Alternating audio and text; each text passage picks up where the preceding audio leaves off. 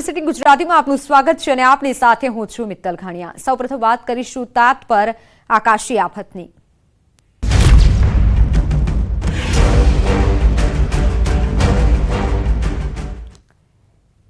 હવામાન વિભાગની આગાહી। રાજ્યમાં આગામી 24 કલાક માવઠાની આગાહી કરવામાં આવી છે। સૌરાષ્ટ્રના કેટલાક વિસ્તારોમાં વરસાદ થઈ શકે છે। દક્ષિણ ગુજરાત ઉપરાંત સૌરાષ્ટ્રના કેટલાક જિલ્લામાં હળવા વરસાદની ઝાપટાની જે આગાહી કરવામાં આવી તો આજ જે પ્રમાણે વરસાદ નોંધાયો છે નર્મદા, તાપી, ડાંગ, નવસારી, વલસાડ, દીવ, દમણ અને દાદરા નગર હવેલીમાં હળવો વરસાદ થઈ શકે છે।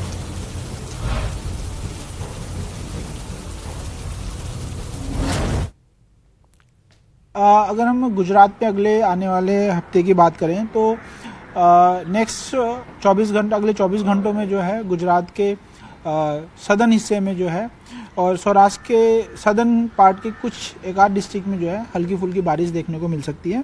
उसके बाद जो है मौसम ड्राई रहेगा अगले 5 दिनों तक। और अगर हम बात करें डिस्ट्रिक्ट्स जहाँ पे अगले 24 घंटों में लाइट रेन होने के चांसेस है उसमें मुख्य तौर पे सौराष्ट्र में भावनगर और गुजरात में नर्मदा, तापी, सूरत, नवसारी, डांग, वलसाड़, दमन, दादरा नगर हवेली शामिल है जहाँ पे हल्की फुल्की बरसात होने के चांसेस हैं अगले 24 घंटों में। उसके बाद वेदर ड्राई रहेगा। તો રાજ્યમાં વરસાદની જે આગાહી કરવામાં આવી છે માપના માધ્યમથી સમજીએ કે ક્યાં વરસાદ થઈ શકે છે। માવઠાની કઈ જગ્યાએ કયા જિલ્લામાં આગાહી કરવામાં આવી છે। ભાવનગરમાં કમોસમી વરસાદ થઈ શકે છે હવામાન વિભાગ દ્વારા આગાહી કરવામાં આવી છે।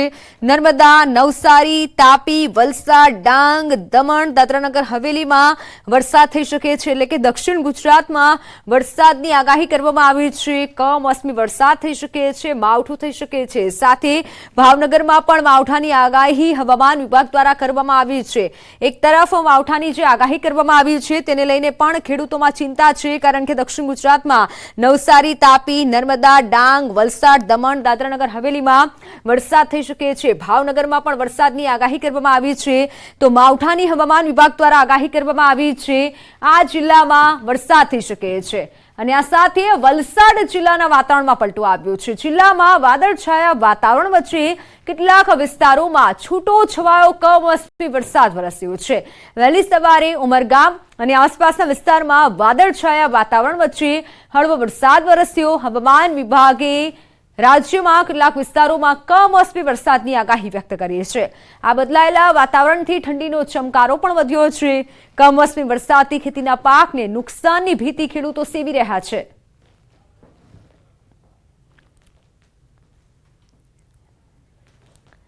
તો જાન્યુઆરી મહિનામાં એક બે નહીં પરંતુ બે માવઠા ત્રાટકશે।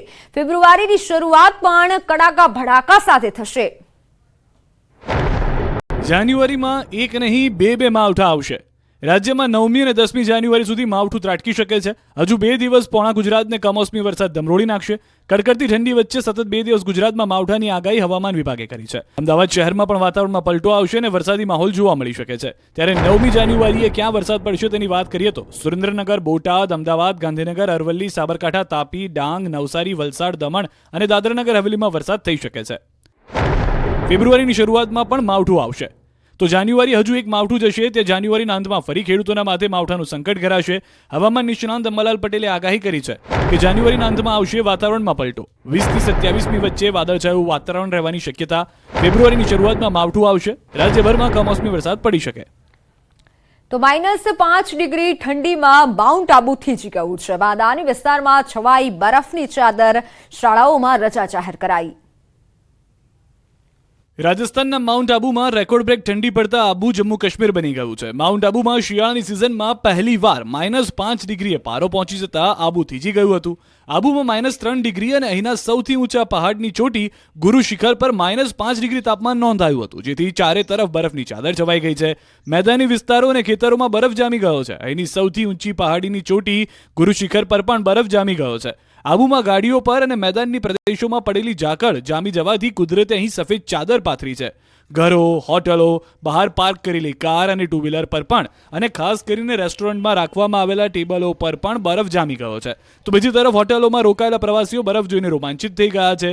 ગુજરાત સહિત અન્ય રાજ્યોમાંથી માઉન્ટ આબુ પહોંચેલા પ્રવાસીઓને કાશ્મીર, મનાલી જેવો અહેસાસ આબુમાં થઈ રહ્યો છે. વહેલી સવારે પ્રવાસીઓ ચાની ગરમ ચુસ્કીઓની મદદથી ઠંડીને હરાવવાનો પ્રયાસ કરી રહ્યા છે. તો કડકડતી ઠંડીના ભાગરૂપે વહીવટીતંત્રએ પણ શાળાઓમાં રજા જાહેર કરી છે. વાત અમરેલીની. અમરેલી શહેરમાં દીપડો કૂવામાં પડતા વન વિભાગ દોડતું થયું. અમરેલી શહેરમાં વારંવાર દીપડાના આટાફેરાથી લોકોમાં ભયનો માહોલ છે.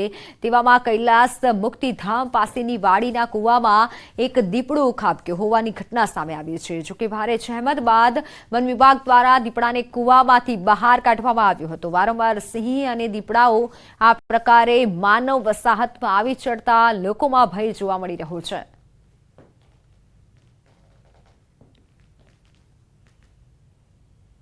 વાડી વિસ્તાર છે, એમાં આજ સવારે અમે આવ્યા ને ત્યારે અંદરથી અવાજ આવતો હતો એટલે જોયું કૂવામાં તો એક દીપડો અંદર પડેલો હતો અને એક દીપડી હતી. દીપડી તો ભાગી ગઈ હતી તરત અને દીપડો અંદર પડી ગયેલો જોવા મળેલો હતો. પછી તમે શું કર્યું? પછી જંગલ ખાતામાં જાણ કરી છે એટલે એ લોકો 9:30 અમે જાણ કરી અને એ લોકો તરત આવી ગયા અને કલાક 1.5 કલાકનું રેસ્ક્યુ કરીને એ લોકો દીપડાને કાઢીને લઈ ગયા અહીંથી. ત્યારે દીપડો કૂવામાં પડી ગયેલો હોવાના મેસેજ મળતા અમો તથા અમારો સ્ટાફ રેસ્ક્યુ સ્ટાફ સાથે સ્થળ પર પહોંચી અને આ દીપડાનું રેસ્ક્યુ કરેલ છે. આ દીપડાનું રેસ્ક્યુ કર્યા બાદ હવે અમો ઉપલી અધિકારીની સૂચના મુજબ એનિમલ કેર ક્રાકચ ખાતે લઈ જવામાં આવશે. અમરેલી જિલ્લાના રેવન્યુ વિસ્તારમાં પશુઓના આટાફેરા વધ્યા છે. જાફરાબાદના કાગબદર ગામમાં દીપડો આવી ચડ્યો. સિંહ અને દીપડાઓ શિકારની શોધમાં છાશવારે ગ્રામ્ય વિસ્તારોમાં ઘૂસી જાય છે. માનવ વસાહત તરફ દીપડાઓની અવરજવર વધતા સ્થાનિકોમાં ભય ફેલાયો છે. દીપડો ગામમાં દાખલ થતો હોય તેવા લાઈવ દ્રશ્યો મોબાઈલ કેમેરામાં કેદ થયા છે.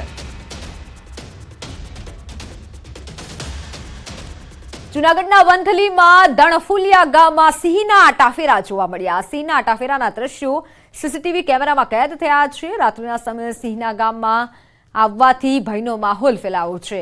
સિંહ દેખાતા શ્વાનોમાં દોડધામ મચી હતી. તાજેતરમાં ધણફુલિયા ગામમાં સિંહે પાલતુ પશુનું મારણ કર્યાનો બનાવ પણ બન્યો હતો. ગામમાં અવારનવાર સિંહ અને દીપડાના આટાફેરાથી સ્થાનિકોમાં ફફડાટ ફેલાયો છે. સ્થાનિકો દીપડાને પકડવા વન વિભાગ પાસે માંગ કરી રહ્યા છે. જીમ જતા લોકો માટે ચેતવણીરૂપ કિસ્સો સામે આવ્યો છે. અમદાવાદમાં જીમ કરતા એક યુવક નીચે ઢળી પડ્યો. શહેરના પોશ વિસ્તારમાં ઘટના બની. યુવકને જીમ કરતા ચક્કર આવી ગયા અને તે બેહોશ થઈ ગયો. જીમના સ્ટાફે તાત્કાલિક યુવકની મદદ કરી હતી. જોકે હાલ યુવકની તબિયત સ્થિર છે. ઘટનામાં કોઈ જાનહાનિ થઈ નથી. સાબરકાંઠાના હિંમતનગરમાં કાર ચોરો બેફામ બન્યા છે. મહેતાપુરામાં ઇકો ગાડીની ચોરી થઈ.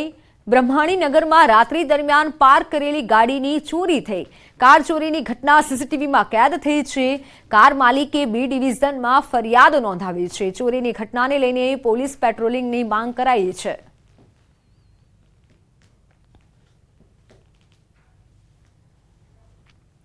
દ્વારકામાં આંતરરાજ્ય કિંગ ગેંગ ઝડપાયું છે. કિંગ ગેંગના 4 લોકોને એલસીબીએ મધ્યપ્રદેશ